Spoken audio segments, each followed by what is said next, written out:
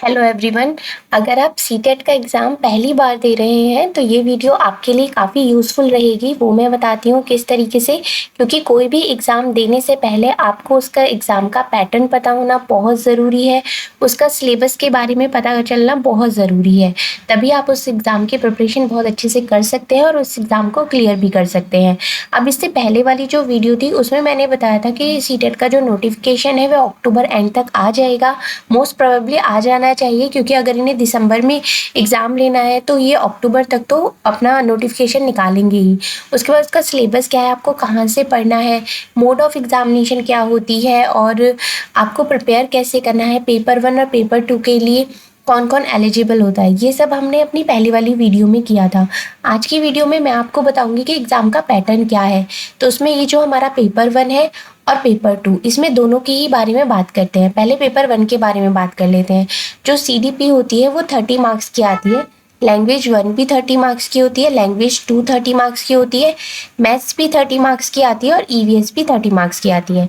अब इन सब में जो 15 नंबर होते हैं वो पेडागोजी के होते हैं। हर किसी में 15 नंबर पेडागोजी के होते हैं। अब जैसे CDP में होते हैं 15 नंबर तो होते हैं जो कंटेंट से रिलेटेड है, आपका सिलेबस है वो, लेकिन 15 नंबर की उसमें पेडागोजी आएगी। ऐसे ही लैंग्वेज 1 में 15 नंबर के पैराग्राफ्स आते हैं और 15 नंबर की आपकी पेडागोजी आती है। लैंग्वेज 2 चाहे आप हिंदी चूज़ करें चाहे इंग्लिश चूज़ करें, तो दोनों में ही पहले पैराग्राफ आएंगे, उसके बाद में आपकी पेडागोजी आएगी। मैथ्स में भी 30 मार्क्स में 15 नंबर की आपकी पेडागोजी होगी और 15 नंबर की आपकी ये मैथ्स के क्वेश्चंस आएंगे। EVS में भी 15 नंबर के आपकी क्वेश्चंस होंगे और 15 नंबर की पेडागोजी होगी। अब जो क्वेश्चंस होंगे EVS में वो कहाँ से आते हैं, NCERT से वो आपका बेस होता है, वहाँ से आते हैं। तो ये टोटल आपका 150 मार्क्स का पेपर होता है। अगर आप जनरल कैटेगरी से बिलोंग करते हैं तो आपका 90 मार्क्स पर क्लियर होना चाहिए। अगर आप OBC से हैं OBC से है तो आपका 82 से 85 तक एक क्राइटेरिया होता है, उसमें आपका क्लियर होना चाहिए।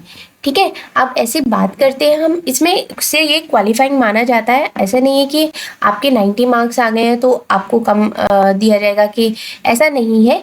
इसका एक फिक्स पैटर्न है कि आपका क्वालिफाई होना चाहिए। आपके 90 मार्क्स आते हैं तो भी आपका जनरल में क्वालिफाई है, आपके 120 आ जाते हैं तो भी आप क्वालिफाई हो। तो अब बात करते हैं पेपर 2 की। पेपर 2 का भी सिलेबस सेम ही होता है। जो CDP का सिलेबस पेपर 1 का होता है वही पेपर 2 का होता है। लैंग्वेज में जैसे 30 मार्क्स आते हैं ऐसे ही ये भी 30 मार्क्स की ही होते हैं। 30 मार्क्स के इसमें पैराग्राफ आते हैं और दोनों में 30 मार्क्स, वो 15 मार्क्स की यहाँ पर पेडागोजी आती है। अब बात करें, यहाँ पर 15 नंबर की पेडागोजी हो गई, यहाँ पर भी 15 नंबर की पेडागोजी हो गई और यहाँ पर भी 15 नंबर की पेडागोजी हो गई। अब बात करते हैं मैथ्स और साइंस की। ये सबसे ज़्यादा होता है, ये होता है 60 नंबर का और SST भी होता है 60 नंबर का। इसमें सिर्फ 20 मार्क्स की पेडागोजी होती है। मैथ्स और साइंस में भी और SST में भी सिर्फ 20 मार्क्स की पेडागोजी होती है। तो जो ये 40 मार्क्स का जो कंटेंट आता है, यहीं पर सबसे ज़्यादा बच्चे फेल होते हैं, क्योंकि वो CDP कवर कर लेते हैं, वो लैंग्वेज पैराग्राफ्स में मार्क्स गेन कर लेते हैं। मैथ्स तो जो सबसे ज़्यादा जो क्वेश्चन रह जाते हैं आपके 1-2 नंबर से जो आपका पेपर रहता है, वो मैथ्स साइंस के और SST के मेन कंटेंट की वजह से रहता है, जो कि 40 मार्क्स की आती है। और ये 40 मार्क्स का आपको बेस किस तरीके से तैयार करना है, वो आपका बेस है NCERT।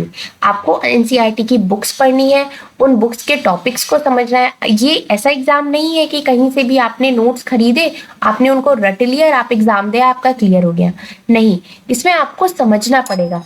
पेडागोजी मेनली क्या है समझने का, तो इसमें NCERT ही आपका बेस होना चाहिए। आप पेडागोजी की अगर बात करते हैं तो पेडागोजी जो होती है वो आपकी अंडरस्टैंडिंग के ऊपर बेस होती है। आप इसको रट नहीं सकते, मतलब आपको क्वेश्चन को समझना पड़ेगा और उसके आंसर्स को देखना पड़ेगा कि कौन सा आंसर सबसे ज़्यादा स्टूडेंट के फेवर में है। जो आंसर सबसे ज़्यादा स्टूडेंट के फेवर में होगा, जिससे स्टूडेंट का सबसे ज़्यादा बेनिफिट होगा, वही आंसर उसका करेक्ट होगा। क्योंकि जो चाइल्ड सेंट्रिक हमारी एजुकेशन है उसका मेन मोटिव ही यही है कि बच्चों को डेवलपमेंट बहुत अच्छी तरीके से हो, उनका ओवरऑल विकास हो और ज़्यादा से ज़्यादा उनका बेनिफिट हो। तो आपको पेडागोजी में इस बात का सबसे ज़्यादा ध्यान रखना है। दूसरा, NCERT की बुक्स, इसकी आपको अभी से स्टडी करनी स्टार्ट करनी है, जो कि लास्ट के 15 डेज में आप इंपॉर्टेंट टॉपिक्स को कवर कर सके। एक बार अगर आपने पूरा पढ़ लिया, उसके बाद जितने भी इंपॉर्टेंट टॉपिक्स हैं उनको आप कवर कर सकते हैं। अब क्लास 6 की और क्लास 7 की अगर पॉलिटी की बात करें तो मैंने अपने चैनल पर पूरी बुक्स को पढ़ाया हुआ है, चैप्टर को बहुत ही डिटेल में, सारे क्वेश्चन आंसर्स डिटेल में कराए हुए हैं, क्लास 7 और क्लास 6 की पॉलिटी।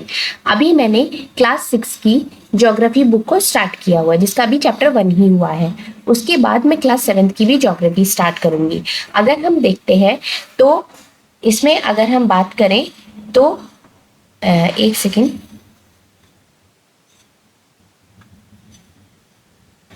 क्लास 6 की पॉलिटी हो गई है। अगर हम बात करें तो हमारी क्लास 6 की पॉलिटी कंप्लीट हो गई है, क्लास 7 की कंप्लीट हो गई है, और अब मैं बहुत जल्दी क्लास 8 की पॉलिटी स्टार्ट कर दूंगी। तो हमारा जो पॉलिटी वाला पोर्शन है क्लास 6, 7, 8 का, वो कंप्लीट हो जाता है। अब आपकी बचती है ज्योग्राफी और हिस्ट्री,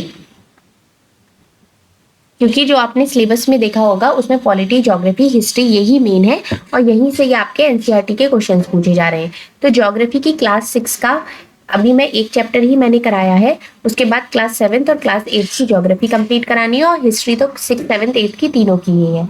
उसका मैं डेली एक एक दो वीडियो डेली अगर पढ़ाऊंगी तो आपका वो बहुत जल्दी साथ के साथ आप कवर अप करते चलेंगे, और उसके साथ ही जितने भी PYQs हैं वो भी साथ के साथ करते चलेंगे, तो आपकी प्रिपरेशन बहुत अच्छी तरीके से हो जाएगी। ये मैंने आपको पूरा अच्छी तरीके से समझा दिया है कि क्या आपका एग्जाम पैटर्न रहेगा, कैसे क्वेश्चंस आते हैं, कैसे आपको क्लियर करने हैं, आपको प्रिपरेशन कैसे करनी है, कितना मैं अभी तक कवर करा चुकी हूँ, मैंने ये भी बता दिया। क्लास 6 और 7 की पॉलिटी कंप्लीट है, क्लास 8 की पॉलिटी अभी मैं जल्दी स्टार्ट कर दूंगी, तो पॉलिटी वाला पोर्शन आपका कंप्लीट हो जाएगा। उसके बाद ज्योग्राफी और फिर हिस्ट्री, इस तरीके से हम करते चलेंगे और कोशिश करेंगे, क्योंकि सिलेबस बहुत ज़्यादा है तो आपको बहुत जल्दी से कवर अप करना पड़ेगा, तो CDP की क्लासेस भी साथ ही साथ हो जाएंगी।